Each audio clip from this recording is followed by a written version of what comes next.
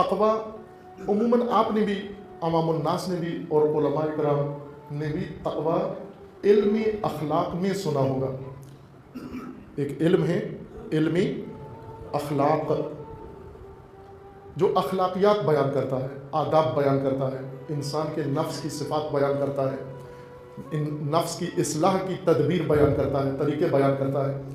इस इल्म के अंदर उलमाए अखलाक ने तकवा को अहमियत देकर बयान किया है। तकवा हो गया वहाँ से इल्मी अखलाक, अखलाकी बात है।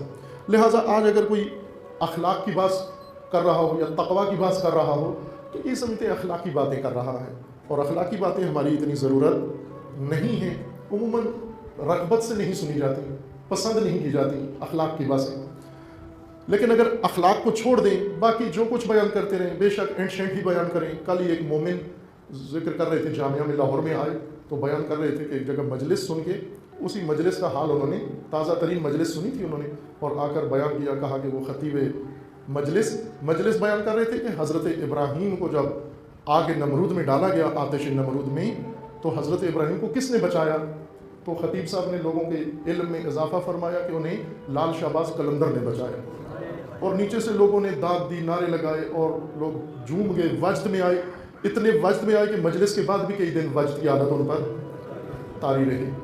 अब सोचा नहीं उन्होंने कि हज़रत इब्राहीम आज से कितने हज़ार साल पहले गुजरे हैं और कलंदर किस ज़माने में पैदा हुए। अब बचाया ना बचाया अलग बात है, सिर्फ अगर ज़माने का ही फासला खतीब साहब के इल्म में होता या मिंबर पे जब बैठे हुए थे थोड़ी सी तवज्जो ध्यान होती है उनकी कि मैं किस तरफ बात कर रहा हूँ, तो वो शायद ये बात ना करते। लेकिन मोमिनीन महजूज होते हैं, ऐसी बातें बड़ी रग़बत से सुनते हैं, वजद में आते हैं और महजूज होते हैं खूब। लेकिन अगर अखलाकी कोई तज़क्कुर दे दे, नसीहत कर दी जाए तो बोरियत सी होना शुरू हो जाती है, कोफ्त होना शुरू हो जाती है, चुभना शुरू हो जाती है, बोझ लगता है इंसान को कि ये क्या मौजू शुरू कर दिया मिंबर के ऊपर बैठकर।